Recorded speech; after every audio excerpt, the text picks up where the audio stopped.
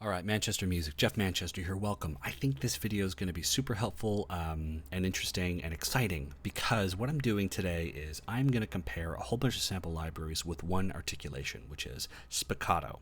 That's a bowing technique where the bow almost just bounces off the strings, giving a light, quick attack and release, bump, And I'm doing this because a lot of people want to get into the higher end sort of sample library game and they want to demo stuff or try stuff before they buy, and companies these days are sort of moving away from that. I'm not sure if it's because it's very taxing on their servers to have people demoing stuff, downloading 40 gigs worth of stuff and then saying I don't want to, I'm not sure what it is. For the East-West Composers Cloud, you kind of pay $30, download as much as you want, and then if you don't like it, you leave. Spitfire Audio, a company who I respect tremendously, I don't think they do demos. Orchestral tools, I don't think they do demos. So anyway, this is for those people out there that go, what's the difference between Albion 5 and 4 and chamber strings and the Bernard Herrmann library?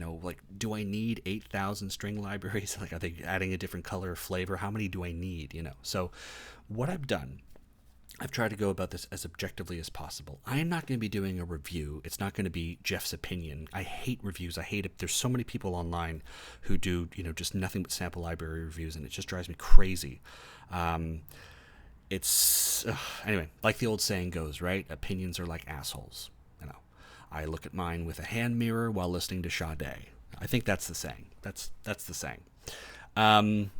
Instead, what I'm going to do is I've written out a passage. It's all spiccato because across the libraries that I'm going to be comparing today, all of them contain spiccato articulations. Now, when it comes to patty sort of stuff like flautando, they sort of vary and change, but they all have spiccato, and I think that's a great way to judge how they sound, how they line up with their marketing too, because that's really important. I've chosen Spitfire today as my as my sort of shootout buddy because I have a lot of their libraries. I really respect them as a company, and because they really put themselves out there in often very sort of eccentric ways with the copy. That's shorthand for copyright, the marketing materials that they have, the words that they use, and like drones following Christian Henson as he walks up a fjord. So I really like that about that company. So that's why I'm sort of putting them on this test today. And let's just talk about the sort of objectives here. What I'm doing is I've written a passage. Let me just play it for you super quick so you can hear it. I'll solo this. This is what's going to be. I'm going to put this passage across different sample libraries from Spitfire Audio. Just here's the sample.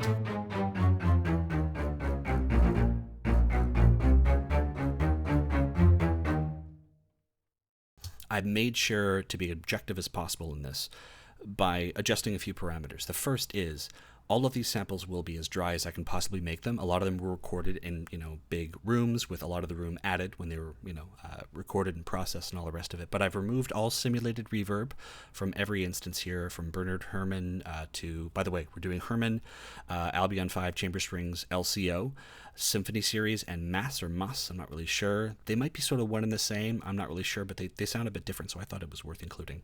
And if we go down here, you can see that all the simulated reverb has been taken out, and I'm using only close mics. Look at this. So close, tree, and ambient mics on chamber strings, only doing close. And then close down here for LCO, and then close down there. And again, all of the reverbs have been altered so that we are not getting any reverb, just to sort of get a nice close-up. You know what I mean? No filter, sort of hashtag no filter, sort of glance at these libraries so that you can decide, first of all, if they sound good, if they sound like they're going to fit your purposes, and also if they match up and line up with the marketing around them. A few things to know, though. They are going to sound different because some of these libraries were recorded with, for example, I think the Albion 5 library, the Tundra, that's got 38 violins, 12 celli, I wrote this down, 6 basses, no violas. A bold choice. Personally, I commend Spitfire. A lot of people owe me money, and I looked in their sort of, Facebook accounts or whatever. They all played viola at some point in their lives. Viola players are just extremely untrustworthy people, and they should be totally barred, excommunicated, and excluded, I think, at large from the music industry. So kudos to them. LCO, for example, that's got 6 violins, 4 violas, 3 celli, 2 basses. So they're going to sound a bit more full or a bit less full or whatever, but I'm trying to make this as objective as possible. But they definitely have sounds and sort of characteristics and let's just jump in. The last thing is that unlike a lot of other shootouts on YouTube and all that stuff, no one ever loudest matches, which drives me crazy. So at the output in Logic, I've got Isotope's Insight. And if I've done my work here, we should get an integrated loudness, LUFS, which is way better than RMS and all that stuff, because LUFS takes into account the way that our ears perceive different frequencies, and sort of gives you a more accurate picture of how our brains perceive sound, interpret sound, and how sound behaves to us, and gives us a much better sort of loudest units full scale is what it is. Everything should be hovering here at around -29, -30. Okay, so for example, I'll play the Bernard Herrmann thing, look at the integrated LUFS. Now I'll go to LCO, and again take a look at let's see.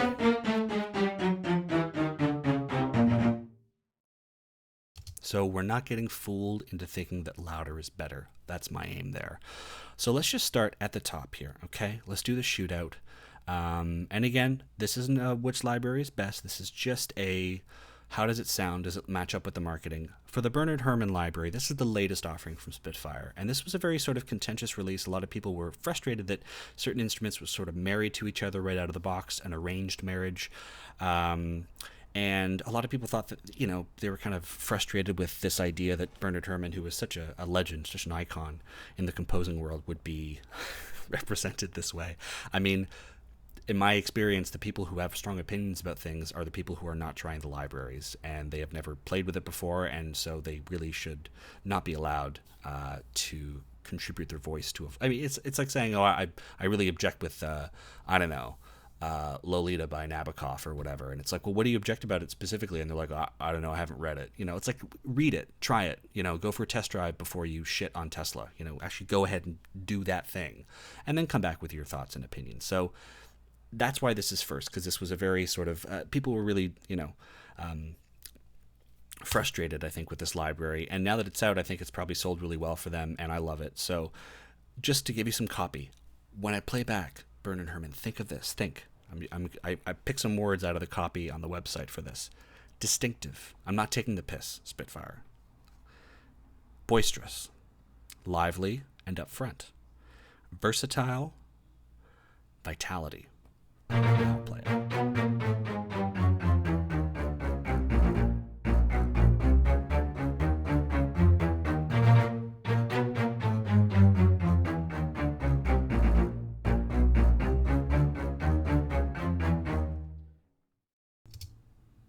Now, I've done my best to make sure that things are velocity matched as well, so I literally copied and pasted this MIDI into every single instance here. That's definitely boisterous to me. It's very aggressive. It's not very regal sounding and sort of royal and sort of like tucked in like a maybe chamber strings would be, or the Symphony series strings might be a little later on, but it's definitely got a bite to it. It's, I think, definitely distinctive, very boisterous, and it sort of snarls at you a little bit. Let's have one more listen now that we've sort of thought about the copy and the marketing. Have one more listen to Bernard.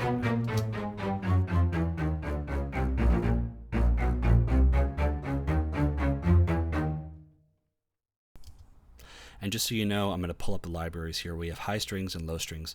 On the high string side, you know, we don't cover all the strings, so I had to add the low string side so that we could cross the bridge down to another octave.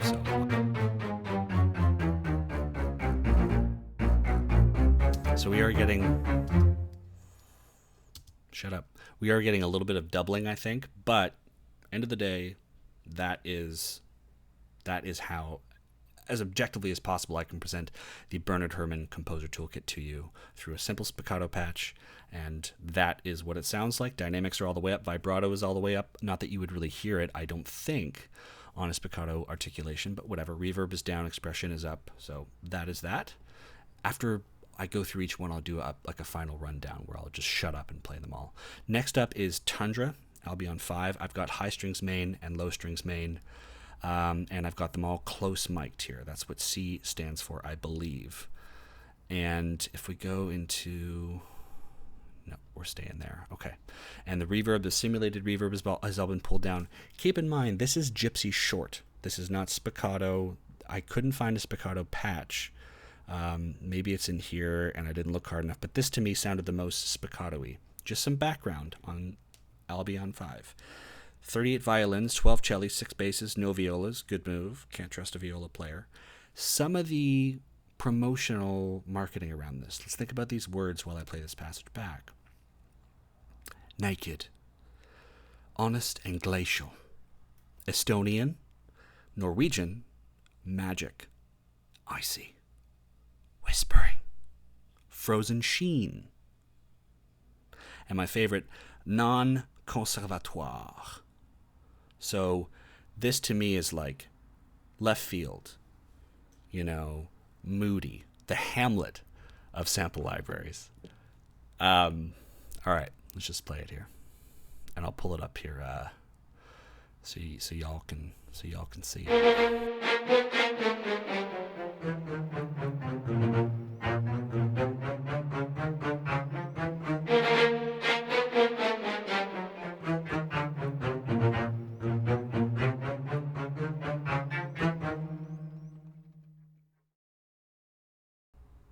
I like to let it decay so you can sort of hear things. You hear people going back in their chairs and the bows kind of coming off the instruments. So it's definitely distinct. I'm not sure if it's Norwegian or whatever, but I think they mention those people, I think, in relation to sort of the geography and some of the composers. Arvo Part, who I think was Estonian. Yeah, he's Estonian. Glacial, naked, honest, and modest.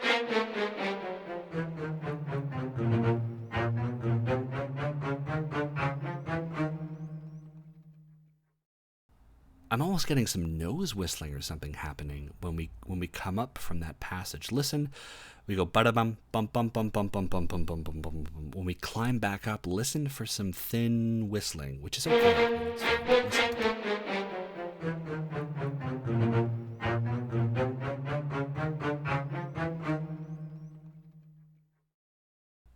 Not sure what that is, but it's great. It's adding humanity and character, and it's awesome. So that's Tundra. Same passage, same velocity, loudness matched. There is some doubling again going on because these octaves sort of overlap with one another. So that's why it might sound a little more full. And also, I don't know how many strings. I don't know how many players were in the Bernard Herrmann live. I couldn't find the answer on Spitfire Audio's page, so I'm not really sure. But this is a very full 38 violins, 12 cellos, 6 basses, no violas. Let's move on to chamber strings. Obviously, chamber strings, it's chamber. It's going to be smaller. It's going to be more intimate.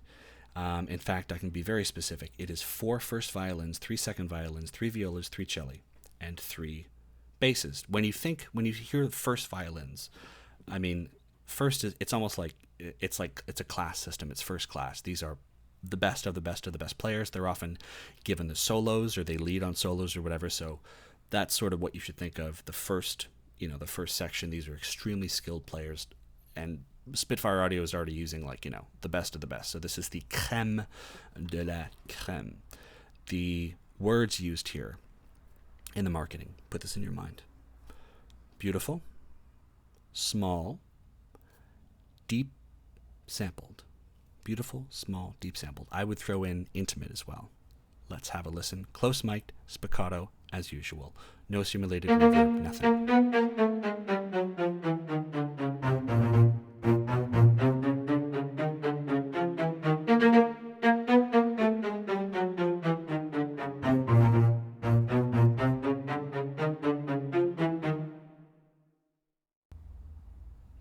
Lovely. Now, remember when I was talking about the Bernard Herrmann library, about it being boisterous and distinctive? This, to me, is very conservative. This is very regal. It's very, it's kind of enchanting and classic sounding to me. Just quick comparison here. Bernard Herrmann.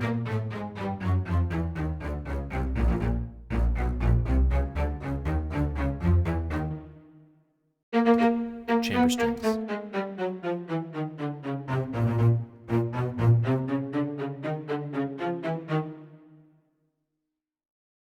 So to me, that's definitely got more. It's a bit more, not professional in that it was sampled better or something, but it just sounds kind of kind of like royalty has come into the room a little bit. That's how I feel with chamber strings. Obviously, it's much more intimate. There are fewer players to really fill out the space and give you that sort of punch that Bernard Herrmann and to an extent Tundra, Albion V give you.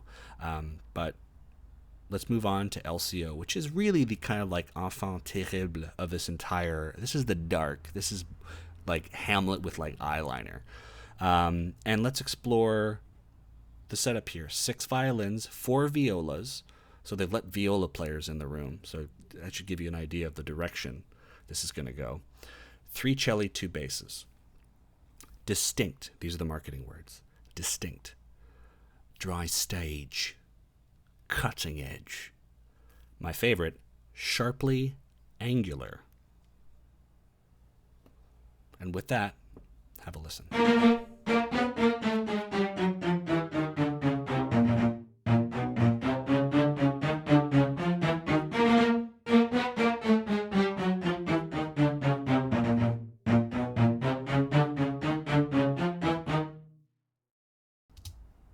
To me, the marketing lines up. Angular, distorted, not distorted, but angular, what was it? Distinct, dry. I'm getting all of that from this library. This is one of my favorite libraries from them. That, Tundra, and I think Chamber Strings, they're probably my favorites. Has a very sort of, like I'm not sure how to describe it, but it sounds like, like the violins like drank some turpentine and then, they scratched. And this has a lot of character. It's very aggressive. It's very moody. And like I said, like the black sheep, the enfant terrible, sort of, one more time.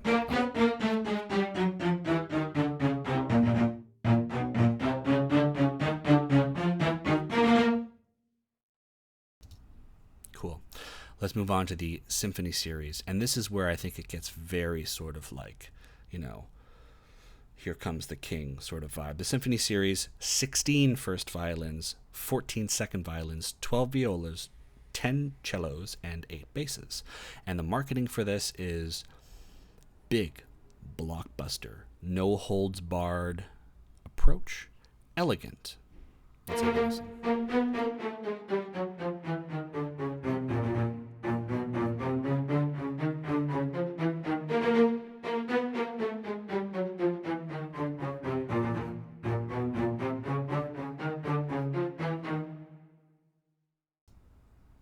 Now, obviously, we're close mic'd, but there's still some room in there. There's no simulated reverb available, I think, in this. But this is, to me, sort of like Chamber Strings with, like, a couple of his buddies coming in to back him up. Listen to Chamber Strings, and then I'll flip over to Symphonies.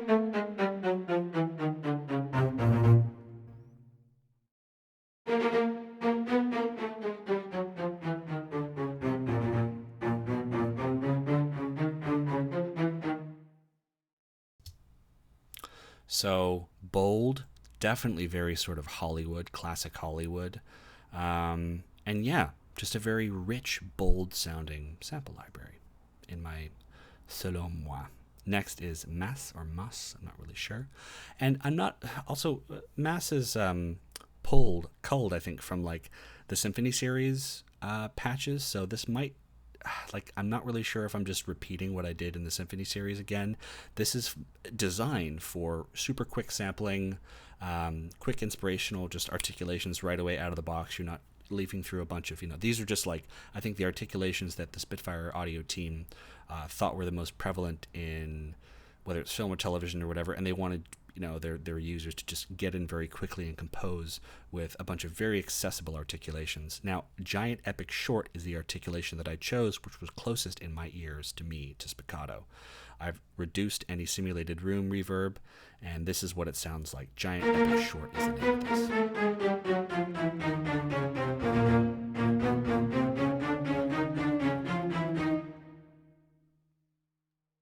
Now, to me, even though did I get any of the marketing on this one? Any of the copy? No, I didn't get any of the copy. But to me, I hate to sound like a hippie here, but to me, this library has a kind of vulnerability about it. Not this library, but the way it was sampled and brought in and everything. There's something kind of timid about this library. Like there's something like almost like a period piece romantic film, like, I don't know, Sense and Sensibility. Is that a period piece romantic film? It's more of a comedy, I think. But just sort of, there's something kind of naked and shy. There's something shy and timid about this library.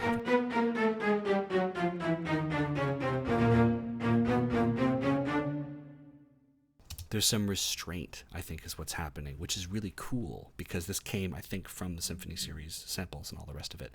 There's just something like Symphony series is a bit more bold and proud and regal.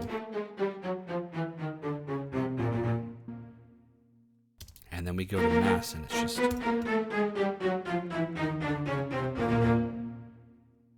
I don't know, there's something sort of timid and restrained and shy about it, but that works for, I guess, the emotion that you're going for in the film or whatever, purpose your cue has. And this is just my view, my prerogative. So let's finish this off by going library by library by library. I'm just going to do them. I'll do them all twice.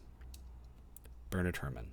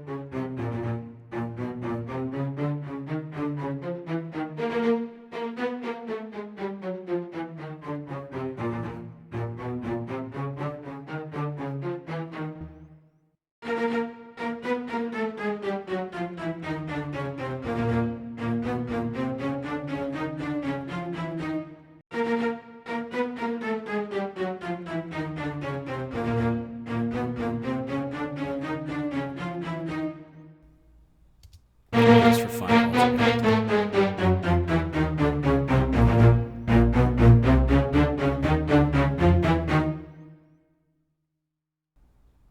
All right.